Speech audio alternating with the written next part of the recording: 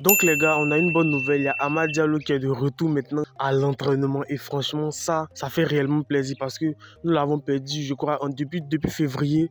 Le 17 février, j'avais fait une vidéo dessus où j'avais dit qu'il était blessé. Et c'est en février qu'il a été blessé. Et il a manqué pas mal de matchs avec Manchester United. Parce qu'on rappelle que de base, lorsqu'il n'était pas blessé, il était titulaire dans cette équipe. Mais cette blessure-là, franchement, a pesé gros parce que c'était l'homme numéro 1 de l'entraîneur. L'entraîneur lui faisait entièrement confiance. Il était désormais installé dans ses équipes, chose qu'il n'avait pas eu sous Erik ten Hag, qui lui faisait un petit peu moins confiance. Lorsque Ruben Amorim est arrivé, tout de suite, il a remis les clés à Amad Diallo. Et Amad Diallo a été beaucoup de fois titulaire, ce qui lui a permis, n'est-ce pas, de sortir des prestations abouties. Et franchement, moi, ça me fait vraiment plaisir de le voir de retour parce qu'on sait que c'est un joueur que je prends du plaisir à regarder. Il est énorme sur le terrain, il fait des différences, il marque des buts, il délivre des passes décisives et il est très important dans le secteur, dans le système, n'est-ce pas, de Amorim. Très important. Donc là, il est de retour à l'entraînement. Il a commencé à s'entraîner. Le dernier match, le match que United a joué hier en Ligue Europa contre Lyon, où d'ailleurs, ils ont été menés, ils sont revenus au score 2-1. Et à la toute fin du match, franchement, une erreur de Onana. Et franchement, ça fait 2-2. Ça, c'est le match aller. On attend le match retour qui va se jouer à Old Trafford à domicile. Et franchement, les gars, j'attends le revoir. J'espère qu'il sera là de retour. Ils vont jouer ce week-end. J'espère que peut-être il sera sur la feuille de match.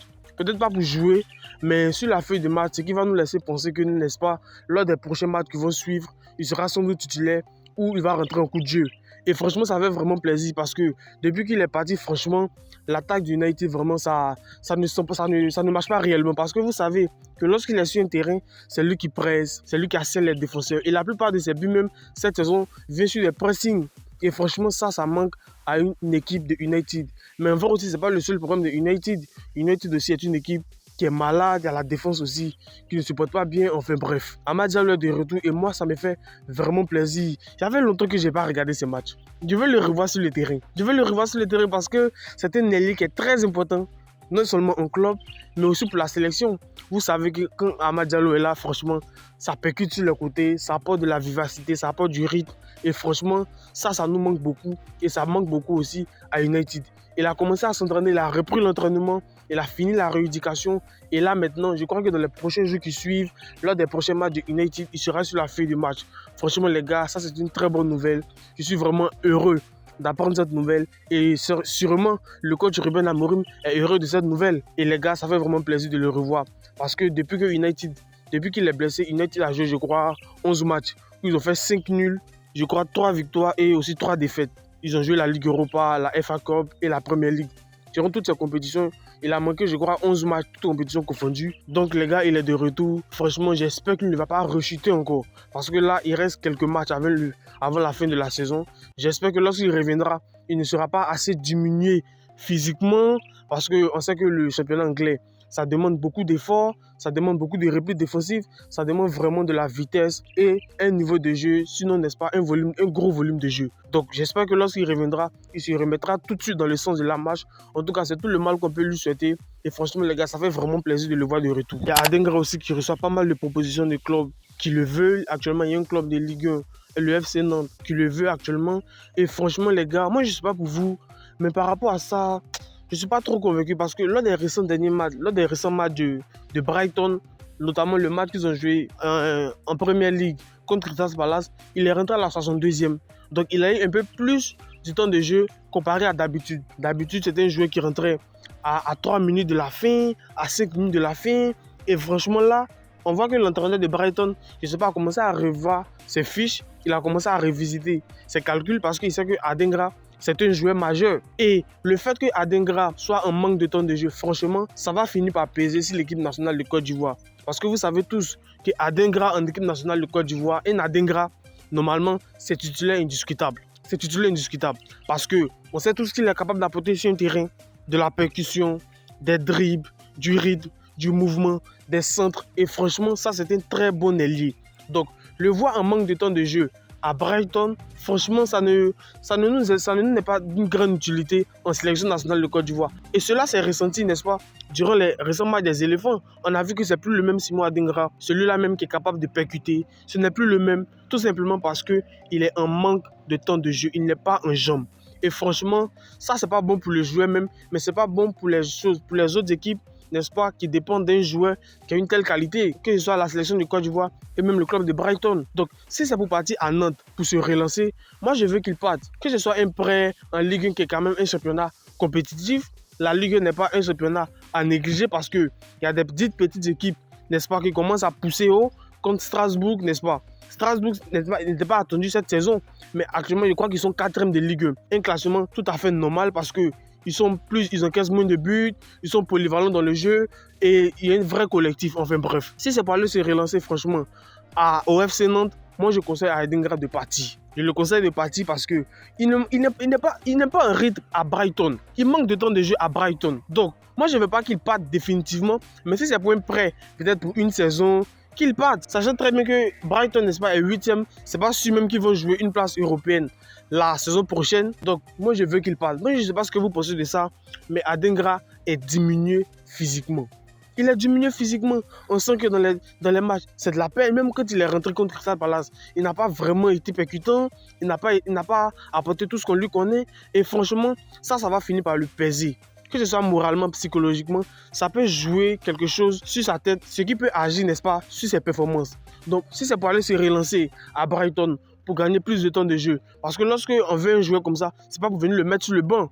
L'entraîneur de FC Nantes, il est très bien conscient de la valeur de Simon Adingra. Il sait que c'est un très bon ailier, il regarde ses matchs sûrement et il sait qu'il a besoin de lui dans son dispositif. Donc, moi, je conseille réellement à Simon Adingra de partir pour aller avoir de la confiance, pour aller se relancer à nouveau, parce qu'on sait très bien que si Adingra est en confiance, il va nous apporter énormément de solutions en équipe nationale de Côte d'Ivoire.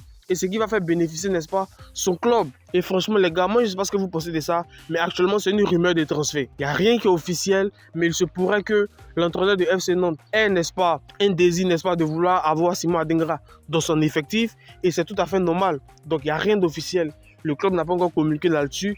Lorsqu'ils le feront, je vous ferai signe. Et franchement, les gars, si c'est pour aller se relancer, pour gagner du temps de jeu, moi, je conseille qu'il parte. Jean-Philippe Crasso a été nominé, n'est-ce pas, en Ligue 2 pour le prix de joueur du mois.